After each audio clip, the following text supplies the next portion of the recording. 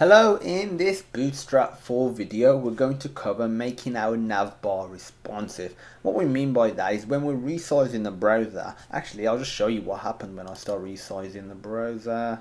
So we got a navbar, and as you see it is adjusting, but if you get to a screen size that's really small like this, the content, as you can see, doesn't look very good, and generally you'll have it hidden with a menu button like that, but it isn't by default. So to do that, really simple. If you just go to your code, first of all you want to enclose everything inside your navbar, so all of this inside a div.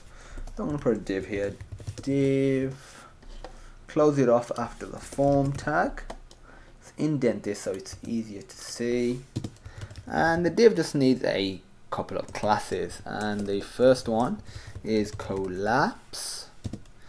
Next one is navbar dash toggleable dash XS, and the XS part represents the screen size, or the browser size I should say. That's very crucial. It should be, shouldn't really say screen size, I should say browser size, because you could have your website on extra small even though you're on like an extra large screen because your browser has been resized. So on a browser that is at a size of extra small, only collapse it then, and only make it toggleable then, otherwise show all of it.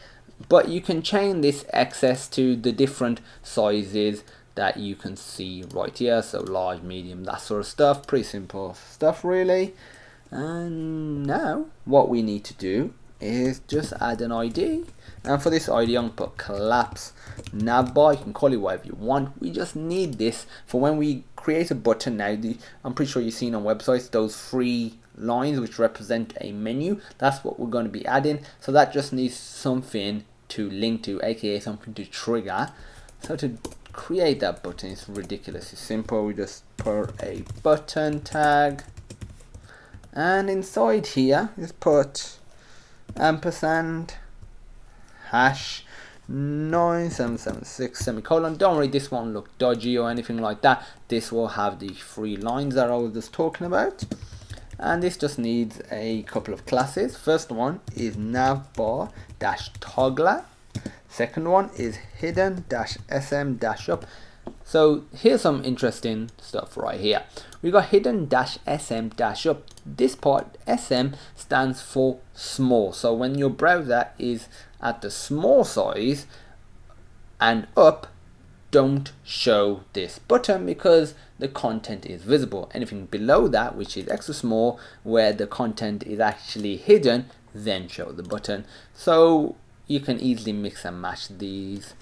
And the next thing, we're just gonna set the type. I'm gonna put button data dash toggle equals collapse. So we're just telling it what sort of data it's toggling. Data dash target, and for this put hash and the name of, or the ID of our div. So if we just save that now, go to our web browser, refresh, you might be thinking it doesn't look different, and it doesn't at this browser size. But if I start resizing it,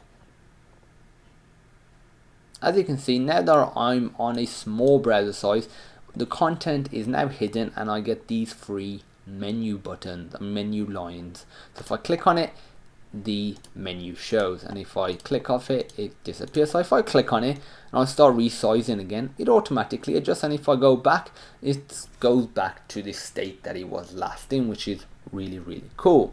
So that's it for a responsive navbar. If you have any questions, feel free to post them on our education platform, sonarlearning.co.uk/questions.php. There'll be a link in the description, plus there'll be another link in the description to the source code from this video.